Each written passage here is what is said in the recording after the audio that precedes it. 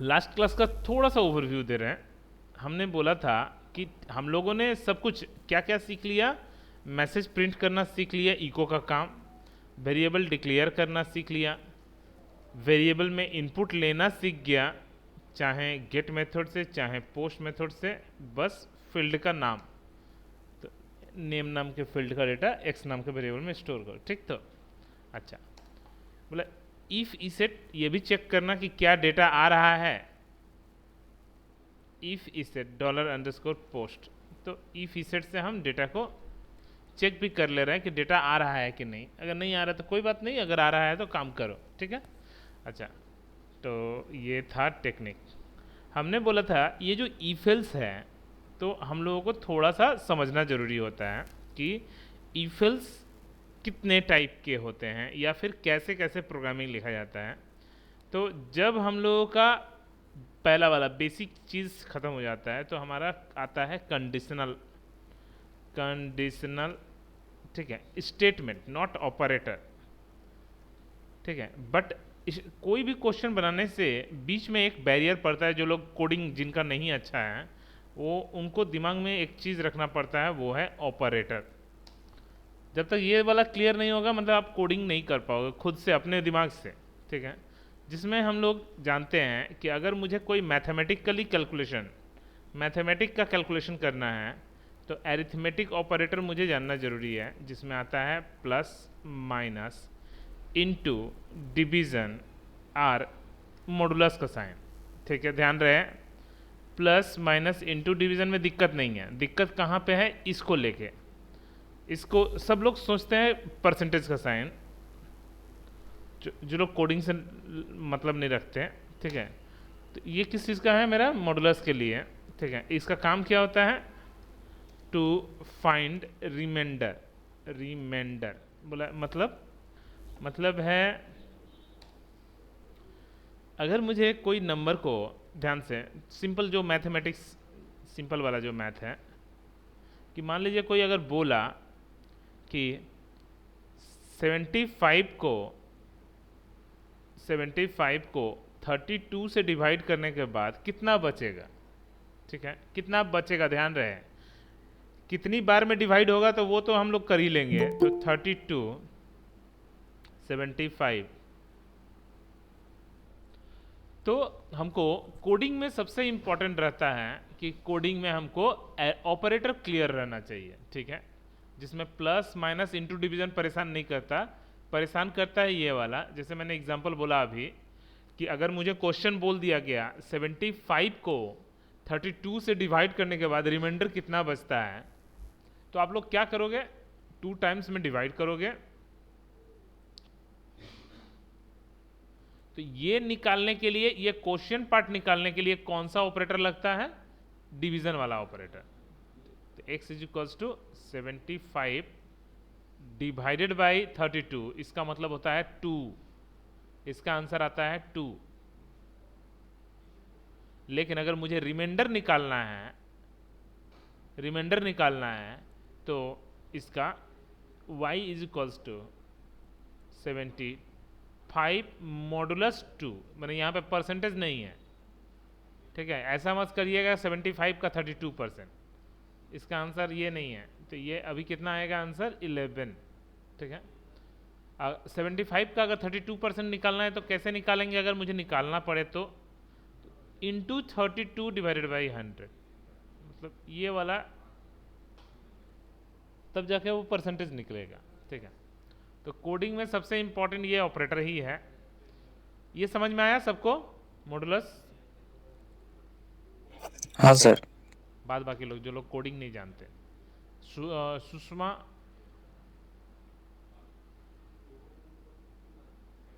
सुषमा, इसका नाम नहीं याद है, समझ में आया क्या? हाँ सर। ओके, बोला ठीक है, ये पढ़ लिए हम लोग। बोला गया कि ठीक है, अगर मुझे कोई बोला कि इसका फ़ायदा क्या है, ये सब मान लीजिए हम पढ़ लिए। अब मुझे, হ্যাঁ স্যার বুঝতে পেরেছি हाँ हाँ, স্যার মাইক্রোফোনটা অন হচ্ছিল না अच्छा, तो अब बोला गया कि इसको पढ़ के क्या मिलेगा। ठीक है, मान लीजिए मुझे कुछ ऐसा सिस्टम करना है जिसमें क्या हम बोलना सही रहेगा,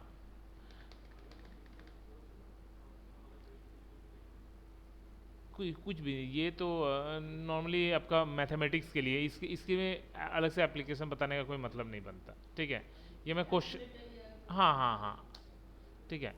दूसरा होता है रिलेशनल ऑपरेटर, रिलेशनल ऑपरेटर, ठीक है। बोला इसमें क्या क्या है, less than, greater than, less than equals to, greater than equals to, equals to equals to, not equals to और सिंगल इक्वल्स टू। बोला गया less than, greater than, less than equals to, greater than equals to. बोला ये सब तो ठीक है, ये तो तब भी समझ में आता है कि क्या मेरा, मान लीजिए अगर मुझे एक वेरिएबल रख लिए 3, एक दूसरा वेरिएबल ले लिए 5, dollar Z is equals to, क्या dollar X less than dollar Y है, क्या डॉलर लेस देन एक्स, तो ऑब्वियसली लेस देन है, यस, तो आंसर विल बी ट्रू, ठीक है। अगर, क्योंकि ये ट्रू फॉल्स में आंसर देगा आपको, क्या x का वैल्यू ग्रेटर देन y है, तो बोला नो, फॉल्स, ठीक है। तो क्या लेस देन इक्वल्स टू है, अब इसके लिए क्या होगा, तो बोला ये भी ट्रू, दोनों में से कोई एक भी ट्रू, मतलब ट्रू, लेस है अभी इक्वल्स टू नहीं है तो भी ट्रू, ठीक है। क्या ग्रेटर देन इक्वल्स टू है, फॉल्स। बोला इन लोगों, लास्ट नॉट इक्वल्स टू को पहले समझा रहे हैं हम, क्या नॉट इक्वल्स टू है, क्या 3 5 के बराबर नहीं है, नहीं है, आंसर ट्रू होगा। मतलब इन सब लेके दिक्कत नहीं होता है, दिक्कत होता है इसको लेके, इसमें भी डबल इक्वल्स टू कब लगता है और सिंगल इक्वल्स टू कब लगता है। कहीं कहीं एक और ऑपरेटर यूज होता है, ट्रिपल इक्वल्स टू। बोला बहुत बहुत सारे कोडिंग में ऐसा भी होता है, single equals to, double equals to, triple equals to में क्या डिफरेंस है। बोला पहले हम समझाते हैं, कहीं अगर लिखा है dollar X is equals to 3, इसका मतलब x का वैल्यू 3 है, ये असाइन हुआ। Dollar X is equals to 3, तो इसका मतलब ये क्या क्वेश्चन है, ठीक है, कंडीशन चेक कर रहा, तो इज मान value of x is equals to 3, मतलब क्वेश्चन है ये, क्या मेरा x का वैल्यू 3 है, अगर हाँ तो वो एक अलग वेरिएबल में स्टोर होगा, ठीक है। तो मतलब ये इसमें अलग है, ये कंडीशन चेक करता है, इसमें असाइन होता है, इसमें वैल्यू असाइन हो गया, मतलब x का भी वैल्यू 3 हो गया, y का भी वैल्यू 3 हो गया। यहाँ पे x का वैल्यू क्या 3 के बराबर है, तो y का वैल्यू ट्रू होगा, क्योंकि कंडीशन है ये। मतलब लास्ट, मतलब कि ये ट्रिपल इक्वल्स टू का क्या काम होता है। ट्रिपल इक्वल्स टू का काम कभी कभी ऐसा होता है, x is equals to 3 dollar, y is equals to 3.0, अब लीजिए, ठीक है। अब क्वेश्चन ये है कि क्या dollar X is equals to dollar Y, क्या 3 और 3.0 बराबर है, बट आंसर ये आएगा यस सर, ठीक है।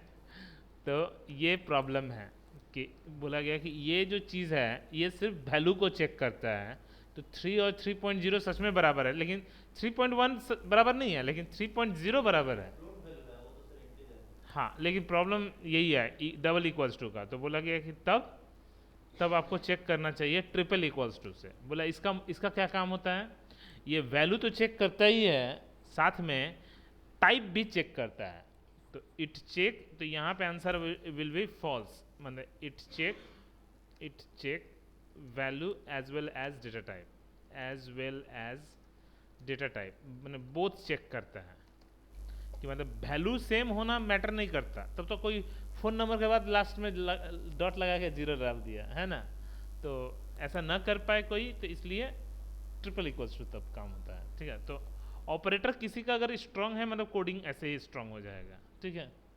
तो एक मेरा आता है अरिथमेटिक, जिसमें आपको सबसे इंपॉर्टेंट है मॉडुलस को सीखना। एक है रिलेशनल ऑपरेटर, जिसमें ये सिंगल डबल और ट्रिपल का इस्तेमाल अच्छे से सीखना, दो गो बोला। और एक और है, वो है लॉजिकल ऑपरेटर।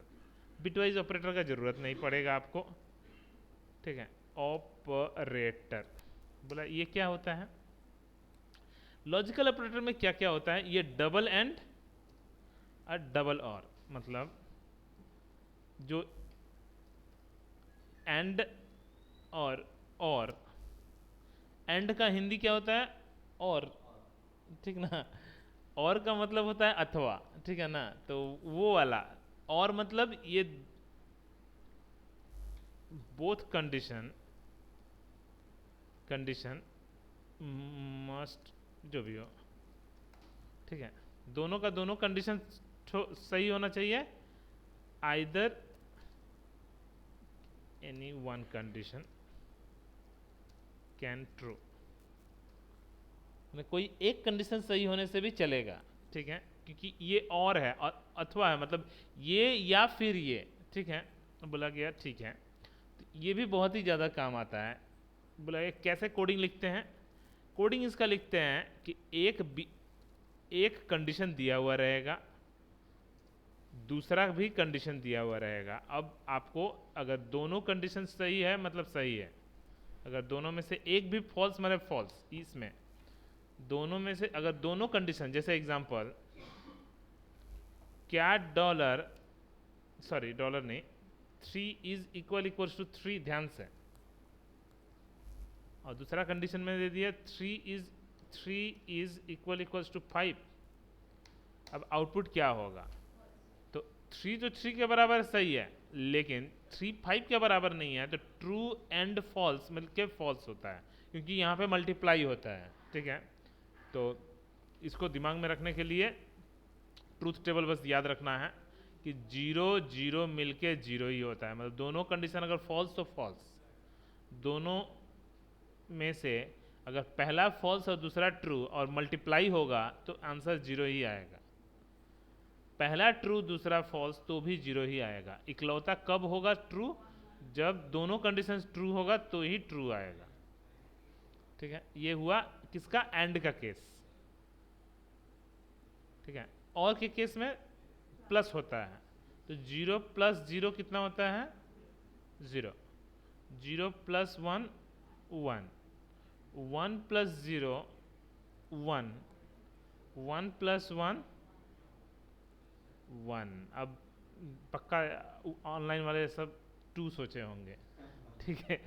तो मतलब एक्चुअली में ये एडिशन वैसा नहीं है, ये 1 मतलब ट्रू ट्रू, तो दोनों अगर कंडीशन ट्रू होगा तो ट्रू तो होना ही है।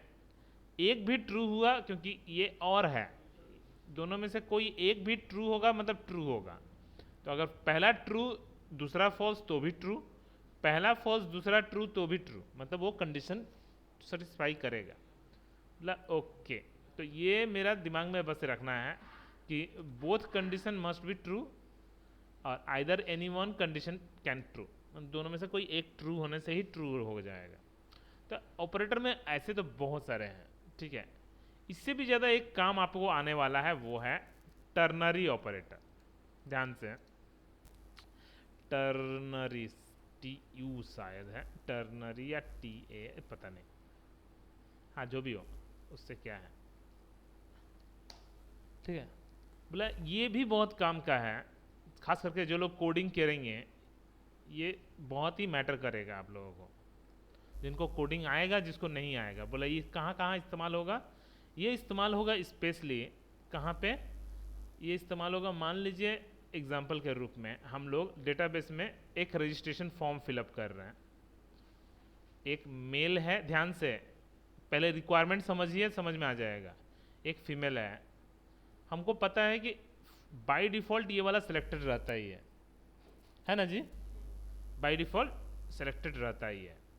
तो अगर मैं सबमिट कर दूं तो, और डेटाबेस में चला गया, डेटाबेस में जब एडिट करूंगा ना तो वो क्योंकि एडिट करने में भी तो फॉर्म ही खुलेगा, तो वो भी बाय डिफ़ॉल्ट एम ही को सिलेक्ट करके रखेगा, एफ वाला अनसेलेक्टेड रहेगा, क्योंकि ये ठीक है। बट अगर कोई फीमेल, क्योंकि सेकंड पोजीशन ऐसा नहीं है, इसको भी अगर सेकंड पोजीशन पर करेंगे तो वही गलती होगा। अगर फीमेल को ही सेलेक्ट करके सबमिट करता है और जब एडिट मारेगा तो वो देखिएगा मेल में सिलेक्टेड हो जाएगा। तो जो हमने सबमिट किया था वही सिलेक्ट होना चाहिए। ये एक बड़ा झमेला है, बहुत बड़ा चैलेंज होता है ये वाला कोडिंग करना। बिल्कुल सेम तरीके से कंट्री का नाम भी मान लीजिए किसी का इंडिया, श्रीलंका, बांग्लादेश, पाकिस्तान, जो भी अभी कंट्री है, हमको मतलब है मान लीजिए इंडिया सेलेक्ट करके मैंने सबमिट किया तो वो बाय डिफ़ॉल्ट इंडिया सेलेक्टेड क्योंकि ऊपर वाला है, लेकिन गलती से भी अगर बांग्लादेश सेलेक्ट करके सबमिट किया तो भी ये एडिट करने में इंडिया ही सेलेक्ट होगा। कोर्स का भी नाम सेम ही होता है कि अगर कोई बच्चा कोर्स में इनरोल हुआ, पहला वाला कोर्स में इनरोल हुआ तो पहला, लेकिन अगर जहाँ 2-3 को नीचे कोर्स को इनरोल किया, जब एडिट मारेंगे तो पहला वाला सेलेक्ट हो जाएगा। तो ये सब चीज़ें से बचने के लिए इसका इस्तेमाल होता है, ठीक है। ये क्वेश्चन मार्क कोलोन एक साथ यूज होता है। बोला गया कि इसका काम क्या है, बोला रिलेशनल ऑपरेटर में लिमिटेशन इन रिलेशनल ऑपरेटर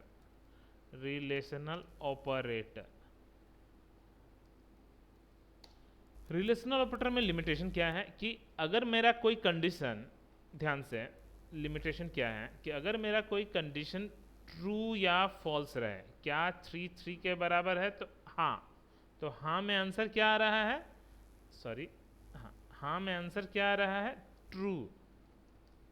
अगर ना तो आंसर विल बी फॉल्स। लेकिन ये हुआ कि रिलेशनल ऑपरेटर हमेशा या तो ट्रू देता है या तो फॉल्स देता है। बोला इसी चीज़ को हटाने के लिए एक नया कोडिंग आया कि नहीं, आप कंडीशन लिखो, क्या ये सही बात है, तो आप जो मर्जी वो दे सकते हो। तो यहाँ पे जो मर्जी, अगर ट्रू लिखोगे तो अभी भी ट्रू फॉल्स ही आएगा आंसर। मतलब ये मन चाहा आंसर लाने के लिए कि एक कंडीशन होता है, बीच में ट्रू वैल्यू होता है, कोलन दे के फॉल्स वैल्यू, ठीक है। तो अभी कितना आएगा, फॉल्स, ठीक है। बट अगर मैं कुछ भी, मैं मान लिया 90, अब मैं इसको 97 कुछ भी अपने मर्जी से दे रहा हूँ, तो ये अभी 97 आ जाएगा क्योंकि ये कंडीशन फॉल्स है। तो ठीक है, तो बोला गया कि इसी तरह से हम लोग कोडिंग भी करेंगे कि ध्यान से, क्योंकि डेटाबेस में मेरा फीमेल गया है, तो मान लीजिए डेटाबेस के अंदर जो वैल्यू है, क्या m के बराबर है। अगर हाँ m के बराबर है तो m चेक्ड होगा, अगर नहीं तो f चेक्ड होगा। बस दिमाग में रखना है। तो ये टर्नरी ऑपरेटर कितना खतरनाक चीज़ है। बिल्कुल सेम ऑनलाइन एग्ज़ाम में जब आप लोग सबमिट करते हो, कि मान लीजिए ऑनलाइन एग्ज़ाम में जब आप लोग आंसर सेलेक्ट करके जब सबमिट करते हो, ठीक है, मान लीजिए आपने बी सेलेक्ट करके सबमिट कर दिया, आपको आंसर आया यू गॉट 0 आउट ऑफ 1, मतलब आपका गलत है आंसर, ठीक है। रिव्यू करना है कि क्या गलती है, रिव्यू करना चाहते हो, जैसे क्लिक मारोगे तो एक फिर से पेज खुलेगा, जो आपने आंसर दिया है उसको रेड कलर और जो एक्चुअल सही वाला कलर है उसको ग्रीन कलर से, ठीक है। तो ओके, तो बोला ये अगर यही चीज़ पहले कर दिया रहता तो हम लोग गलती मारते भी नहीं, है ना। पहले से ही हम लोग ग्रीन वाले को देखते हैं और टिक मार देते। तो ये चीज़ भी टर्नरी ऑपरेटर से होता है कि कैसे ये करता है। पहले हो सकता है आपने कोई आंसर ही नहीं सिलेक्ट किया, हो सकता है आप कोई बिना सेलेक्ट करके भी 0 ही पाओगे, है ना। उल्टा सेलेक्ट करने से नेगेटिव में घुस जाएगा आदमी का, है ना, क्योंकि आजकल ऑनलाइन में सारा तो नेगेटिव मार्किंग वाला होता है। तो अगर बिना सेलेक्ट किए आप सबमिट किए तो भी 0 पा रहे हो, लेकिन इस बार रिव्यू मारोगे, देखिए कितना अंतर आ जाएगा। तो सिर्फ सही वाला को ग्रीन दिखाएगा, गलत वाला दिखाएगा ही नहीं। मैंने कोड पूरा चेंज। तो बोला कि कैसे, इतना कुछ करता कैसे है? बिल्कुल सेम ना, पेजेस एक ही रहेगा। एक वेरिएबल ले लिया कि योर आंसर बोल के, एक वेरिएबल कि आपने क्या आंसर दिया है, तो पहले से मान लिए कि नहीं दिया है। पहला एक दिमाग में एजम्पशन यही आएगा कि क्या आपने आंसर दिया है, सबमिट किया है, तो बोला नहीं, तो कोई बात नहीं। तो मतलब जब मैं रिव्यू मारूंगा तो आपको सिर्फ ट्रू वाला, और एगो डेटाबेस में तो रहता ही है कि कौन सा आंसर ट्रू है, तो true answer is equals to 3, तो सिर्फ 3 वाले को वो ग्रीन दिखाएगा, ठीक है। बट उल्टा कि योर आंसर अगर आपने 0 ना दे के 2 दे दिया, तो क्या 0 के बराबर है? तो मैंने इफ एल्स में मार दीजिए, if your dollar your answer is equals to 0, मैंने सब इसका खेल है इफ एल्स का। तो सिर्फ ट्रू वाला आंसर को सेलेक्ट करो, एल्स अगर कोई भी आप आंसर सेलेक्ट किए हो तो उस आंसर को रेड दिखाओ, और जो सही वाला, ठीक है। समझ में आया जी? अच्छा सर, एक चीज पूछ रहा था सर, जैसे कि अगर मान लीजिए कि मल्टीपल आंसर अगर सही हो, जैसे 4 ऑप्शन है सर, उसमें से अगर 2 आंसर सही हो, बहुत सारे सर ऐसे एग्जाम होता है ना जिसमें सर दोनों आंसर सही होता है। नहीं देखिए, वो जो एग्ज़ाम होते हैं दोनों आंसर सही होता है तो वो पूरा एरे में स्टोर किया रहता है, वो नॉर्मल ईफेल से नहीं, वो लूप में खींचना पड़ता है। कि मान लीजिए आपका 1 भी ट्रू है, 3 भी ट्रू है, 2 भी ट्रू है मान लीजिए, तो वो जी। पूरा लूप में सर्चिंग करेगा कि जो जो सही वाला आंसर है, मतलब ट्रू आंसर में अब एगो डेटा नहीं रहेगा, यहाँ पे एगो एरे रहेगा पूरा, ठीक है। तो उस तरह से ये सभी कुछ होता है, कोई प्रॉब्लम ही नहीं होगा। चलिए, ठीक है। तो इस तरह से हम लोग सिर्फ ये हम लोग समझे कि टर्नरी ऑपरेटर का क्या काम है। तो पूरे में से हमको कौन कौन सा ऑपरेटर दिमाग में रखना है? एक एरिथमेटिक पूरा, एक रिलेशनल पूरा, एक लॉजिकल पूरा, और लास्ट है टर्नरी ऑपरेटर, ठीक है जी। जब आपका ऑपरेटर खत्म हो जाए, अब आप कोडिंग में उतर सकते हो कंडीशनल स्टेट में, ठीक है। बोला इसमें कौन क्या क्या चीज़ पढ़ना पड़ता है? एक है इफ एल्स, एक है स्विच केस, एक है लूप। ये पूरा का पूरा आता है कंडीशनल, क्योंकि लूप में भी कंडीशन चेक होता है, स्विच केस में भी कंडीशन चेक होता है, और इफ एल्स में भी कंडीशन चेक होता है। बोला ओके, तो मुझे सबसे पहले कौन सा सीखना है? इफ एल्स, ठीक है। कि अगर मुझे ऐसा कोई क्वेश्चन बोल दिया कि write a program to check a number is even और नॉट, इजी पहले बोला इवन नंबर कब कहलाता है? इवन नंबर कब कहलाता है जी?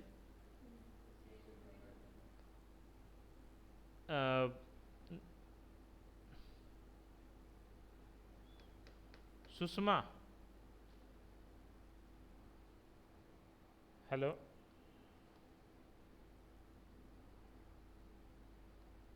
हेलो सुषमा,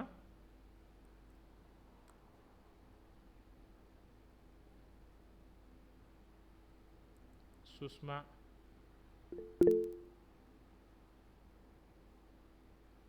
अरे सुमोना आप बोलिए, एक इवन नंबर का, ये इवन नंबर है या नहीं?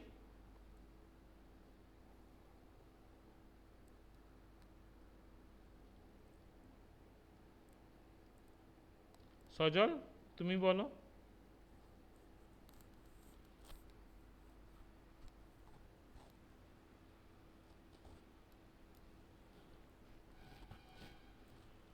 হ্যালো সজল।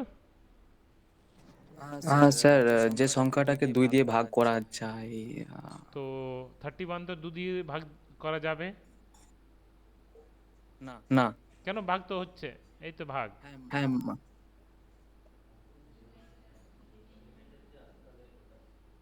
তো মানে ভাগটা ইম্পর্টেন্ট নয়, রিমাইন্ডারটা ইম্পর্টেন্ট, বুঝলে?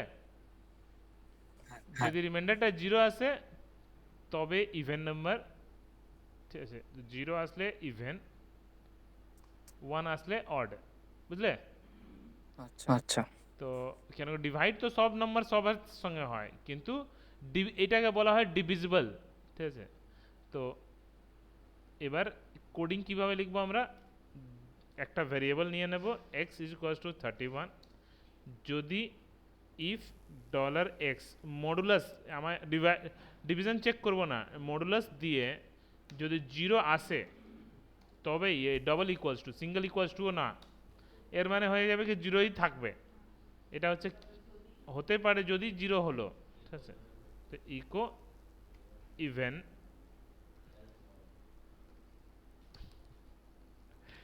Else odd. ওকে, বুঝতে পারলে তো? তো লুপ, ইফ এলস সব থেকে ইম্পর্টেন্ট। ছোট ছোট জিনিস আমি এখন বলছি।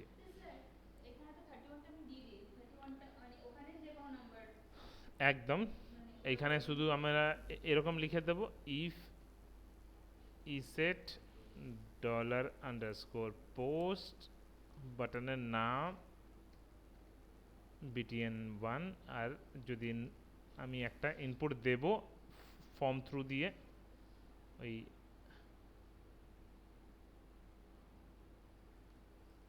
এইখানে, সরি, কন্ট্রোল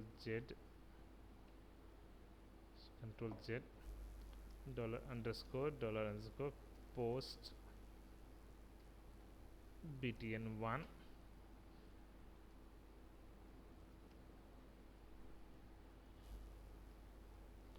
थक। तो यहाँ पे हम जो भी नंबर डालेंगे वही बैठ जाएगा, तो ऑटोमेटिकली वो चेक कर लेगा, ठीक है? ओके, तो ये तो बस एग्जांपल था, बोला। लेकिन अगर मैं क्वेश्चन थोड़ा चेंज कर दिया, ये मेरा क्वेश्चन है, ठीक है,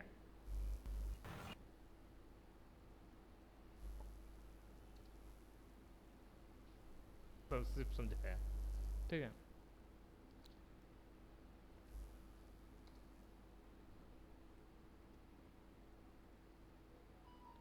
तो लीप ईयर समझ में आ गया, ठीक है? तो चलो, write a program to check whether a number is leap year और नॉट, क्लियर है? तो अब मुझे ईफेल्स में मुझे बहुत ज़्यादा परेशान अब नहीं करेगा, इतना काफ़ी है, ठीक है? तो बोला गया ये सब कहाँ कहाँ काम आएगा। जस्ट मैं देखिए अभी जस्ट कोई भी चीज़ आजकल प्रोजेक्ट बनाते समय तो हाँ हाँ, बाप रे बाप, बहुत ज़्यादा, ठीक है? खास करके आपको मैं दिखाऊं, मान लीजिए AICT कोलकाता का ही, ठीक है, एग्जांपल दिखाता हूँ। मान लीजिए मुझे कहाँ पे लिखना सही रहेगा, पोर्टफोलियो में सबसे बेस्ट है पोर्टफोलियोज देखते हैं। हाँ, पहले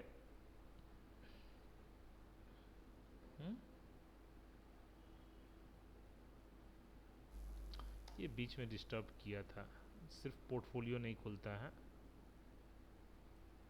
ऐसे खुलता है, बट ये तो डायरेक्टली खुल जा रहा, बट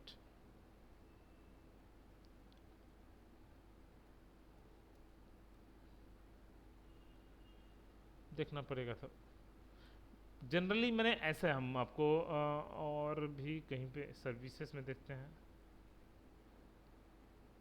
चलिए यहीं पे पकड़ लीजिए हम, लाइक सिर्फ वेब डिज़ाइनिंग, तो सिर्फ वेब डिज़ाइनिंग वाला दिखा रहा है ना, सिर्फ वेब डेवलपमेंट, तो सिर्फ वेब डेवलपमेंट वाला फिल्टर करके दिखा रहा, एक तो जस्ट होने लगा, ठीक है? ग्राफिक डिज़ाइनिंग में कुछ नहीं है, मोबाइल ऐप तो ईफेल्स में कि अगर आईडी ये होगा तो क्या दिखाना है, ठीक है? अगर नहीं, सबसे एक ही पेज है, सब एक ही पेज है। वेयर क्लॉज में सिर्फ चेंजेस कर दिया गया है, डेटाबेस से सर्च मार के दिखाओ जिसका आईडी मैच कर रहा, ठीक है? तो बस सिंपल समझना होता है कि ईफेल्स का कहाँ पे इस्तेमाल करना है, स्विच केस का कहाँ पे इस्तेमाल करना है, लूप का इस्तेमाल कहाँ पे करना है।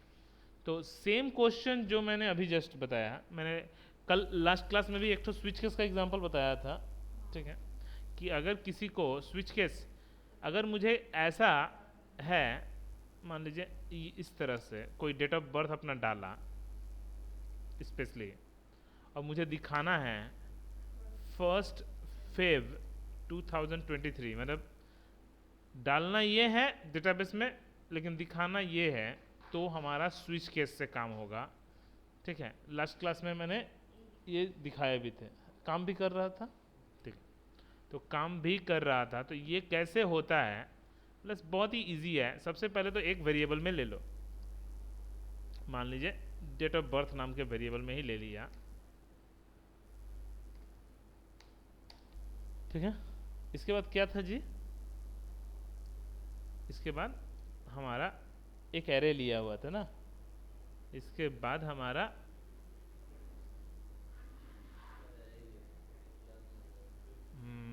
ठीक है, कोई दिक्कत नहीं है। तो हमने गूगल में सर्च भी मारा था, क्या चीज़, स्ट्रिंग स्प्लिट, हाँ हाँ हाँ, स्प्लिट बाय स्पेस, या हाँ स्पेस इन PHP, एक्सप्लोड बोला गया, ठीक है, वो तो मैं देख ले रहा हूँ कि इस तरह से मुझे अगर कभी स्ट्रिंग को तोड़ना पड़ा, जैसे ये एप्पल इज़ हेल्दी, अगर मुझे स्पेस से तोड़ना है तो कैसे तोड़ेंगे, तो इस, ठीक है, तो कैसे तोड़ेंगे, तो एक्सप्लोड फंक्शन से पहले स्पेस देन स्ट्रिंग, तो वो ऑटोमेटिकली एरे फॉर्मेट में आ जाता है। एक बार हम इसको भी दिखाए थे, तो हमने क्या किया, एक काम किया, dob1 is equals to explode function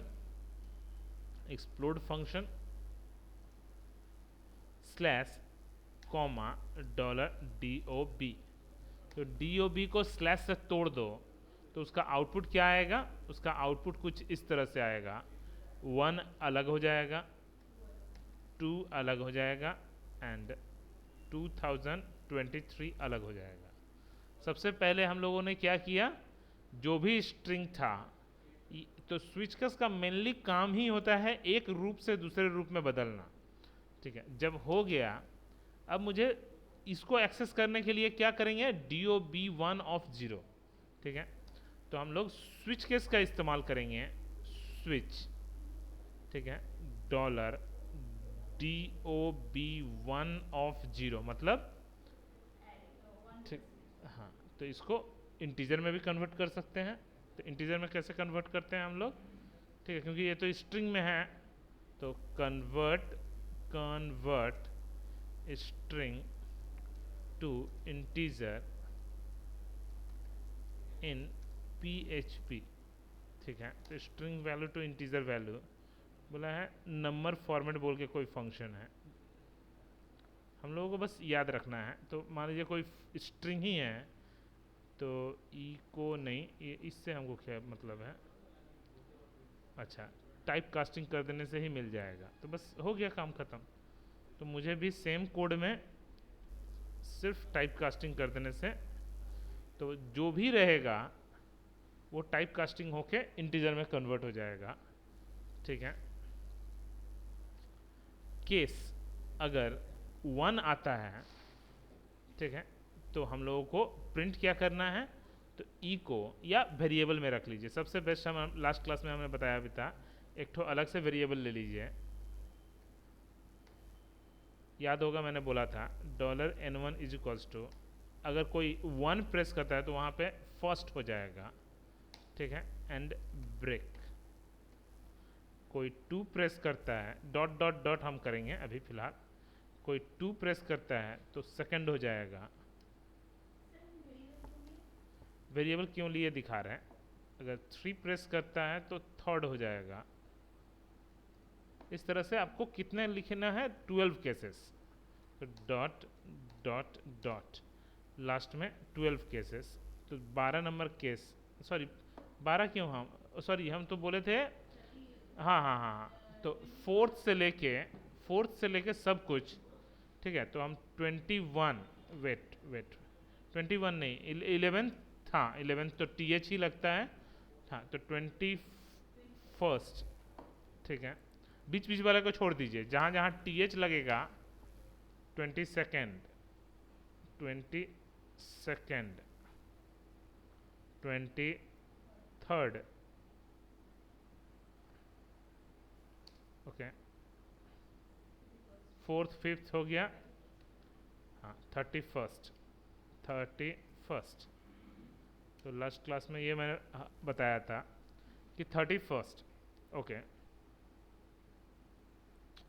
अब मेरा ये तो मेरा पहला वाला हो गया। अब ये वेरिएबल क्यों लिया उसका रीज़न बताते हैं। अभी इको नहीं हुआ, ये सिर्फ वेरिएबल में स्टोर हुआ, ठीक है।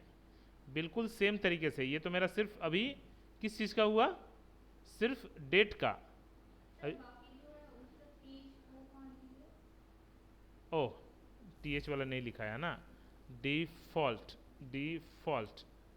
कोलन डॉलर, ठीक है, N1 इज इक्वल्स टू, जो भी N1 में वैल्यू आ रहा है, जो भी N1 में नहीं वैल्यू आ रहा, जो भी डेट आ रहा है, जो भी डेट आ रहा है, डॉट उसके संग कॉन्कैट करके पीछे में TH लगा दो। मतलब अगर 11 आ रहा है तो 11th, ठीक है। तो ये वेरिएबल क्यों लिए अभी बताते हैं। जब मेरा मंथ की बारी आएगी और 1 आया, क्या 0 1, अच्छा हाँ, तो जैन, लेकिन ध्यान रहे जैन, तो $N1 डॉट स्पेस जैन, मतलब फर्स्ट जैन बनाने के लिए उधर से 1 पहले से फर्स्ट लिखा हुआ है वेरिएबल में, तो वो फर्स्ट आके यहाँ पे बैठेगा, डॉट कॉन्केटिनेशन स्पेस जैन, तो वो कॉन्कट मार मार के आपको कोडिंग कर लेगा। जब 2 आएगा तो फेव, जब 3 आएगा तो मार्च। इस तरह से आपको पूरा इसमें तो लिखना होगा 12 गो केसेस, ठीक है। तो 12 वो केसेस, तो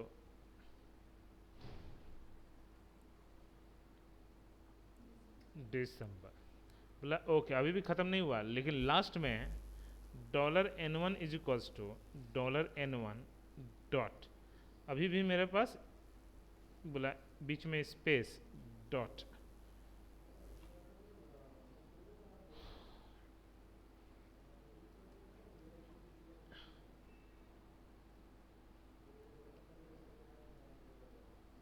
तो पूरा का पूरा, तो अभी जो $N1 आ रहा है उसमें डेट और मंथ दोनों ऑलरेडी एडेड है। ये वाला आउटपुट दिखाए थे, इसका नहीं दिखाए थे। चलो एक काम करते हैं, हम लोग देख भी लेते हैं कि सच में काम करता भी है या झूठ मूठ का है। इको $N1, ठीक है। तो हम लोग एक काम करते हैं, इसी कोड को मैं Ctrl+C नोटपैड प्लस प्लस जैसे आप लोगों को दिखाया था, नोटपैड प्लस प्लस $PHP, आप इनपुट भी ले सकते हो, हम इनपुट नहीं ले रहे हैं, हम बस, ठीक है, मतलब इन सबको बीच में उड़ा दीजिए, क्योंकि हम डॉट डॉट तो लिख नहीं सकते। तो Ctrl+S, कहाँ पे, C ड्राइव के अंदर, XAMPP के अंदर, htdocs के अंदर, Laravel 16 के अंदर जाके, मुझे याद नहीं है 7th डॉट PHP, 7th का स्पेलिंग गलती लिखा गया है, ठीक है, कुछ नहीं कर सकते, अब इसी नाम से रन कराना होगा। तो उसके लिए मुझे जैम,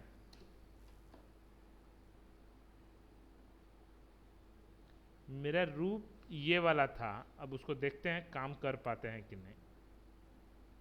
लोकल होस्ट / Laravel 16, ओहो जैम्प को ऑन नहीं किया क्या,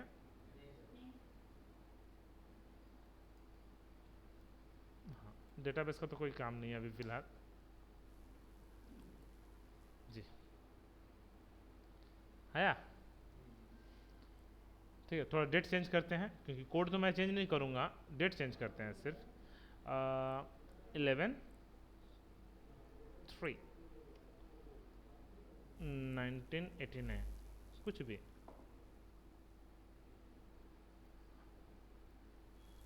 बोला ना 11, बोला 11 क्यों नहीं आया जी? जब ये 11, ठीक है, जब ये 11 आया, जब ये 11 आया तो पहले 11 पहले आया क्यों नहीं? तो 0, ठीक है।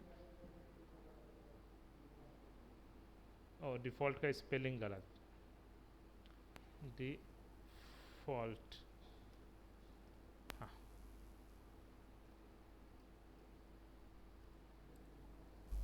वो तो मेरा कोड समझ गए।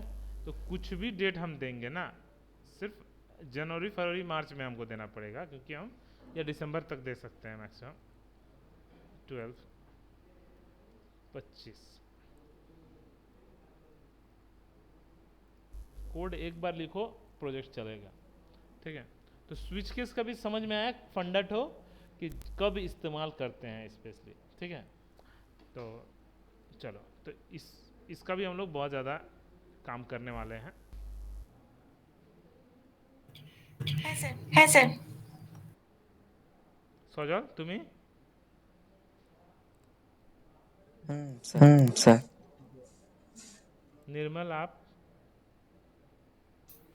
सर थोड़ा टफ लगा मेरे को समझने में, मतलब आप थोड़ा ऑफलाइन हमको। आइए ना, ऑफलाइन में हम जैसे सर आज आने वाला था सर, मैं मेरा गाड़ी छूट गया सर, मैं दुर्गापुर में शिफ्ट हो गया, ठीक है सर। ठीक है, अब नेक्स्ट क्लास से सर मैं ऑफलाइन कल ही आऊंगा। है नेक्स्ट। ठीक है सर, कल से मैं ऑफलाइन आऊंगा, ठीक है। तो हम लोगों को पहले ये दिमाग में रखना है, उसके बाद भी मेरे पास बचा हुआ है अभी भी लूप, एरे, फंक्शन और एक इम्पॉर्टेंट चीज़ है वो है file handling. File handling, date time निकालना, ये सब चीज़ें कि थोड़ा प्रीडिफाइंड फंक्शन से हम लोगों को डेट टाइम निकालना आना चाहिए कि अभी मशीन में कितना तारीख कितने बजे हम लोगों ने कोई फॉर्म सबमिट किया, ठीक है ना।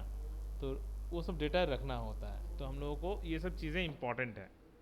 तो हम लोगों को पास कल भी एक क्लास ले लेंगे, जैसे आज हुआ धीरे धीरे, ठीक है, वैसे ही कल हम एक बार फिर से लूप, एरे, ठीक है, फाइल हैंडलिंग स्पेशली, और क्या मेरा बचा है, मेरा बचा हुआ है फाइल हैंडलिंग के बाद। फाइल हैंडलिंग में सबसे इम्पोर्टेंट क्या है मुझे, कि अगर मैं कोई अपलोड पिक्चर किया तो वो कैसे मेरा एक जगह से दूसरे जगह उठ के चला जाएगा, ठीक है, वो भी क्योंकि बहुत कम का है, क्योंकि आपको कोई भी ई कॉमर्स वेबसाइट बनाओगे, प्रोडक्ट अपलोड करोगे, हर जगह वो काम आने वाला है, ठीक है।